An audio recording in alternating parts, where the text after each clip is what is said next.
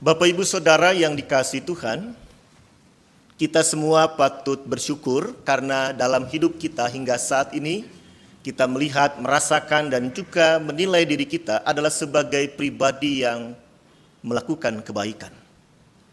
Meski di tengah banyak orang yang menilai Anda, kita sebagai orang yang kurang atau yang mungkin tidak cakap atau mungkin buruk. Tapi sejatinya kita adalah pribadi yang sungguh sepanjang hidup kita pun berlaku baik. Di rumah kita memperhatikan dan kita juga melakukan ketika anak-anak membutuhkan seorang ibu, maka ibu itu akan segera datang dan menolong. Atau ayah kepada anaknya, atau istri kepada suaminya, pun suami kepada istrinya. Jadi sebenarnya kita ini orang-orang baik. Kita orang-orang yang berbuat baik satu sama lain. Bahkan di tempat pekerjaan, di sekolah, dalam pendidikan, pergaulan, kita pun orang-orang yang baik. Kita suka memperhatikan dan menolong teman kita, sejawat kita. Jadi kalau dipikir-pikir, baik itu nggak ada kursusnya. Secara apa yang kita rasakan dari hati yang paling dalam, gerakan berbuat baik itu kita bisa lakukan, Bapak Ibu Saudara. Tetapi yang menarik adalah yang saya akan ajak kita merenungkan di tengah sebuah kebaikan kita. Apa yang mendasari kebaikan kita? Mengutip dari Mother Teresa, dia menyebutkan begini, ini bukan berapa banyak yang kita berikan, tetapi berapa banyak cinta yang kita masukkan ke dalam sebuah pemberian. Kita bisa kagum pada kebaikan orang lain, kita bisa tersentuh, kita bisa merasa, wow, asik ya kalau jadi dia. Tetapi sebuah kebaikan tanpa cinta di dalamnya, itu belum menjadi berkat. Hanya mengundang simpatik. Justru sebagai orang yang percaya, orang Kristen, kita dipanggil dalam setiap kebaikan kita, tindakan-tindakan memberi kita harus menjadi berkat. Dan itu berarti harus ada cinta Anda di situ. Bukan sekedar formalitas, bukan sekedar hanya kewajiban semata. Tapi betul-betul sebuah ungkapan sayang Anda untuk kehidupan, baik untuk Anda maupun juga untuk orang di sekitar Anda dan aktivitas Anda. Kenapa Bapak Ibu Saudara? Ketika saya bekerja di satu rumah sakit GKP, Rumah Sakit Immanuel Bandung, saya memperhatikan bahwa ada usia tertentu yang sudah menjelang pensiun. Ternyata merasakan aktivitas kerja itu sebagai rutinitas. Itu wajar, itu sangat wajar. Karena kejenuhan masa kerja yang sangat panjang menjelang pensiun lah. Saya bertanya, kenapa? Saya sudah jenuh Pak Pendeta. Kayaknya saya sudah akan selesai dan ya sudahlah, gini-gini aja. Lalu saya bertanya, apakah ibu masih ada cinta buat tempat ini? Ada cinta buat pekerjaan ibu? Dan dia terdiam. Ternyata kalau dipikir-pikir, hanya mengerjakan aktivitas kita, kewajiban kita, semua orang bisa sampai selesai. Tapi masih adakah cinta yang sama di awal Anda menyambut sebuah pekerjaan hingga Anda akan selesai dalam pekerjaan itu? Atau pensiun? Atau dalam hidup ini menjelang kematian Anda dan saya, kita.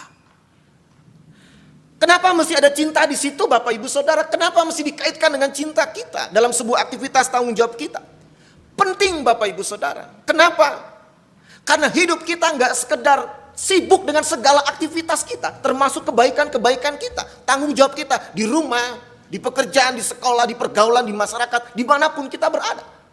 Kalau hanya sibuk dengan itu, yang ada kita letih, kita lesu, kita capek, kita suka berkeluh kesah. Ada banyak peristiwa membuat kita mengatakan, Tuhan aku capek.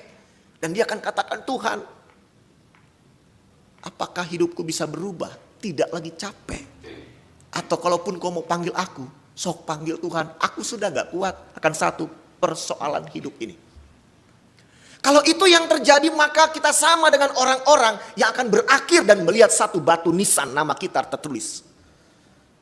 Tanggal lahir, tanggal kematian, dan nama Anda disebut di situ. Hidup ini sangat mahal Bapak Ibu Saudara. Hidup ini sangat berharga. Dan bukan tentang hidup akan beban hidup kita, pergumulan kita, kesulitan kita, keluh kesah kita. Bukan, kalau itu semua yang hidup akan mengalami sama. Tidak terkecuali. Tidak ada yang orang hidup, manusia hidup tanpa pergumulan beban hidupnya. Bahkan menjelang kematian karena sakit penyakit, dia mungkin mengerang sakit dan meninggal. Dan Allah tidak menaruh Anda dan saya di satu kehidupan usia kita hanya untuk mengalami kesulitan, keluh kesah, bahkan mungkin kondisi berat ini. Tidak. Tetapi Allah ingin menghadirkan kita untuk sesuatu yang indahnya anugerah hidup ini. Indahnya kebersamaan dengan Tuhan yang menyertai kita. Indahnya hari-hari kita. Oh, begitu indahnya harapan kita bisa sampai di waktu yang kita inginkan dalam sebuah perjuangan. Bapak Ibu Saudara, karena itulah sebuah keinginan Allah juga menempatkan manusia di dunia ini dengan harapan yang luar biasa, menikmati ciptaannya, menikmati anugerahnya. Yesus tidak ingin manusia justru menyia-nyiakan atas nama beban hidup. Jujur, ketika manusia mengeluh oleh karena memang ada dosa, dan kuasa dosa itulah yang mencengkram manusia, tak lagi bisa bersyukur, berbahagia, dan bersukacita akan hidupnya. Dan Allah tahu, hidup yang seperti itu bukan yang Allah inginkan. Dan karena dosa, manusia tidak berdaya. Konteks teologi seperti ini menghadirkan sebuah keyakinan. Yesus dihadirkan. Yesus didatangkan. Allah menjadi firman. Yang firman itu menjadi manusia. Firman Allah itu menghadirkan satu wujud. Yesus Kristus namanya. Allah berfirman. Dan firman itu menjadi manusia. Dan Yesus itu yang kemudian kalau kita baca di kitab suci. Hidup bersama dengan umat manusia. Dan dalam satu kehidupannya ada peristiwa yang dia alami. Pembaptisan. Dan ketika dia dibaptis. Dia terikat dengan satu kehidupan kebersamaan pada zamannya. Semua orang dibaptis. Tapi untuk Yesus yang memberi diri dibaptis. Walaupun Yohanes pernah seolah mengatakan. Harusnya aku bukan engkau. Biarlah terjadi yang Bapa kehendaki. Karena Yesus ingin menyatakan kepada dunia ketika dia dibaptis. Bukan karena dia berdosa. Seperti dipahami baptisan Yohanes. Tapi karena Yesus melakukan apa yang Bapa minta. Untuk menjadi sama dengan manusia yang berdosa. Tapi tidak berbuat dosa. Apa artinya? Karena Allah ingin menghadirkan sebuah solidaritas kehidupan ini. Yesus adalah firman yang merasakan hidup seorang berdosa. Dan Yesus hadir untuk menebus manusia dari dosa. Segitunya Allah menghadirkan anaknya. Dan bukan cuma hadir semata-mata lalu meninggal. Tetapi hadir mengalami pengorbanan atas sebuah harapan perubahan. Dalam orang yang percaya ikut bersama dengan Allah di rumah Bapa di sorga. Sebegitunya Allah ingin manusia kembali ke dalam satu harapan Allah. Bersama-sama dengan Allah di rumah Bapa di sorga. Saudara Bapak Ibu yang dikasihi Tuhan. Kalau Yesus kemudian hadir bentuk solidaritas dia. Dia mencintai umat dan bahkan juga berkorban. Dan akhirnya setiap orang yang percaya kepadanya akan diselamatkan. Ini bukan sekedar sebuah formalitas iman. Ini bukan sekedar sebuah pengetahuan dan doktrin gereja. Tapi jujur, ini sebuah anugerah yang mesti disambut oleh setiap kita yang percaya. Disambut dengan sungguh-sungguh. Kenapa? Karena dengan iman percaya kepada Dia akan mengubah hidup kita menjadi satu hal yang sungguh luar biasa. Kita nikmati hingga bukan bertanya tentang berapa umurku hidup. Sampai berapa aku hidup Tuhan. Sampai kapan umurku ada Tuhan. Tapi seberapa banyak aku mensyukuri dan melakukan apa yang Tuhan minta dalam hidup ini. Maka Yesus meninggal di usia muda, 33 tahun. Orang bilang, aduh kasihan Katue, kata orang Manado. Aduh, si muda belum menikah, kong meninggal. Coba kalau dia semakin besar, dewasa, usia semakin tua, pasti ada banyak orang terberkati. Saudara, bukan soal berapa umur kita hidup. Tapi seberapa banyak sudah kita mengerjakan pemberian atau kebaikan dengan cinta kita. Maka sekarang saya mau katakan buat kita khususnya, ya, oma dan opa. Bukan soal saya sudah segitu banyak usia, asam garam saya alami. Dan bangga, tapi tanya. Segini usia saya Tuhan berikan, sudah berapa banyak aku melakukan kebaikan dengan cintaku. Sebelum Tuhan membuat aku menutup usia. Atau bahkan orang-orang muda yang dengan bangga mengatakan saya masih jauh umurku, masih panjang usiaku. Tanyalah, kapan dan mulai kapan melakukan banyak kebaikan dengan cintamu? Atau justru Anda sedang menunda-nunda? Saudara, Bapak, Ibu, karena itulah Allah menghadirkan Yesus untuk membuka sebuah harapan bahwa hidup ini gak bicara tentang persoalan, tentang kesusahan, tentang pergumulan hidup yang gak gampang. Tapi dalam kondisi apapun di mana manusia ada dengan segala kelemahan dan kerapuhannya yang memungkinkan dia mengalami pergumulan hidup, kita bisa menemukan dan menikmati indahnya hari-hari kita. Ini penting, Bapak Ibu Saudara, ini penting. Kenapa? Karena orang gak pernah ada di hari ini. Orang gak pernah merasakan indahnya hari ini. Dia berpikir adalah hari esok. Dia ada di hari esok, bahkan di hari yang lalu, di masa lalu, bukan di hari ini. Coba cek, Bapak Ibu Saudara. Apa yang sedang kita pikirkan? Apa yang sedang kita rasakan? Jangan-jangan yang kita pikir dan rasakan sisa-sisa masa lalu dan kegelisahan akan hari esok. Lalu hari ini apa yang kita rasakan? Ini penting, Bapak Ibu Saudara. Ini penting. Kenapa? Karena Tuhan ada di hari ini. Karena kita ada di hari ini. Kalau besok Tuhan katakan, jangan khawatir. Hari esok punya kesusahannya sendiri. Hari ini cukup untuk hari ini. Kenapa Tuhan katakan itu?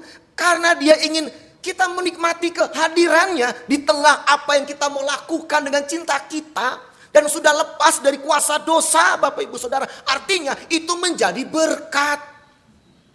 Bukan jeratan, ancaman, kematian atau maut kekal. Ini begitu indah.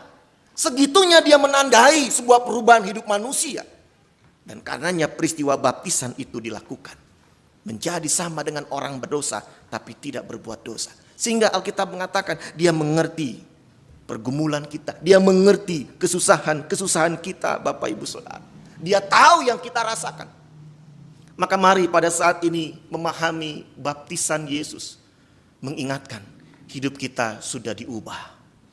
Apa yang diubah? Kita sekarang punya pengharapan. Hidup ini bukan lagi soal usia berapa lama. Hidup ini bicara tentang sukacita Allah yang tersedia untuk kita alami.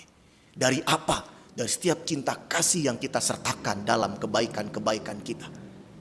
Pertanyaannya, asik enggak? Mudah enggak? Tidak. Kita akan dihadapkan pada sebuah pengorbanan Anda dan saya. Lanjut apa tidak? Di sini persoalannya. Ada banyak orang menganggap melakukan kebaikan itu sekedar berbuat baik. Tidak. Ketika orang tidak memuji kebaikan Anda, ketika orang gak menghargai kebaikan Anda setuju, Anda suka, Anda senang. Kita akan mengatakan capek kalau gitu mah gak usah lah. Gak dihargai, gak dipuji, gak dianggap. Sia-sia. Godaan sebuah kebaikan yang Anda lakukan adalah menanti pujian, penghargaan, dan dihargai. Tapi sayangnya dunia yang berdosa tidak pernah menghargai sebuah kebaikan. Kalaupun menghargai, dia pun butuh dihargai oleh Anda. Kalau Yesus terus berjalan di dalam menuju salib saat Dia berkorban buat kita. Karena Dia melihat dunia tidak pernah menghargai perjuangannya. Maka Dia berkorban di situ. Maka Dia terus berjalan dalam pengorbanan.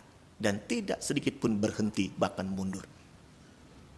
Pertanyaannya, harus ada ya berkorban begitu? Harus ada ya kita mengalami gak nyaman dalam kebaikan kita? Harus ya? Jawabnya adalah harus. Kenapa harus? Karena Anda sedang bersama orang-orang berdosa yang gak pernah menghargai sebuah kebaikan. Ini kenyataannya. Yesus saja gak dihargai, kok kita merasa butuh dihargai? Yesus saja gak dicintai dengan tulus, kok kita merasa dicintai oleh orang-orang sama kita, keluarga kita, saudara kita, teman kita, sahabat kita? Betul mereka bilang, oh saya sayang kamu, I love you. Ya, manis di bibir, tapi tanya di hatinya. Kenapa? Karena konteks di mana kita ditempatkan bukan adalah di antara malaikat-malaikat, tapi di antara orang berdosa. Tapi apakah itu menyurutkan kita terus berjalan dalam hidup di kebaikan dengan cinta kita? Itulah arti kesaksian iman. Kalau bicara iman, bersaksi akan iman kita di sini tempatnya. Artinya kalau ada orang merasa sendiri bahkan sampai titik terendah dia, Orang menjauh, orang meninggalkan Anda, bahkan keluarga Anda, malu akan Anda terpuruk sangat dalam, dan orang gak peduli sama Anda. Anda mau marah sama siapa? Sama Tuhan kah? Atau sama mereka? Dalam posisi itulah kita diingatkan, awal kita beriman, awal kita dibaptis, awal kita sidi. Hadirkan kesaksian imanmu. Maksudnya apa? Bangkit. Bangkit. Tatap hari yang Allah sedang berikan. Lihat pengharapan. Bangkit. Kalau orang membenamkan Anda dalam sebuah keterpurukan, tapi sekarang jangan Anda membenamkan diri Anda pun dalam keterpurukan. Jangan. Allah begitu mencintai kita. Sangat mencintai kita. Bahkan satu hari ini sangat berharga Tuhan minta. Nak, bangkit nak. Berdiri nak. Melangkah nak. Aku ada menyertaimu nak. Hadirkan kebaikanmu, hadirkan cinta dalam kebaikanmu. Tetaplah berkorban nak, tetaplah berjalan terus nak, sampai engkau ku ajak ke rumahku. Itulah kehidupan. Dan biarlah orang melihat kita bukan soal siapa yang mereka lihat, tapi iman kita. Yesus Kristus yang kita imani. Bukan kita yang menonjol, bukan kita yang mereka puji, tapi mereka melihat kekuatan kita betul-betul karena Tuhan yang kita imani, bukan karena kehebatan kita. Hari ini Allah menyapa semua kita berapapun usia kita. Hargai hidup Anda yang Allah sedang berikan. Kita memang punya persoalan. Dan bagi semua orang yang sudah dibaptis, baptisan kita baptisan pertobatan. Dan tunjukkan pertobatan itu. Tapi di dalam Yesus Kristus, baptisan Yesus membuka mata kita. Kita harus melihat Dia yang sangat solider, mengerti kita, dan mau mengajak kita bergandengan tangan, kembali bangkit dan berjalan walaupun kita tertatih-tatih. Tapi bila bersama Yesus, Dia akan sabar menunggu langkah kita yang sangat lambat. Dia akan paksa kita lari kencang. Dia akan mengatakan, tenang nak, aku tetap pegang tanganmu berjalan walaupun kau lambat. Karena aku punya cinta buat engkau. Nikmati hidup ini Bapak Ibu Saudara. Lakukan yang terbaik. Jangan biarkan Anda terpuruk oleh karena apapun. Karena kita punya Tuhan yang hebat. Tuhan yang memberikan harapan kita untuk melihat hari esok akan lebih baik. Dan jadilah saksi-saksi iman yang nyata. Bukan karena Anda orang hebat, karena Tuhan kita hebat. Amin.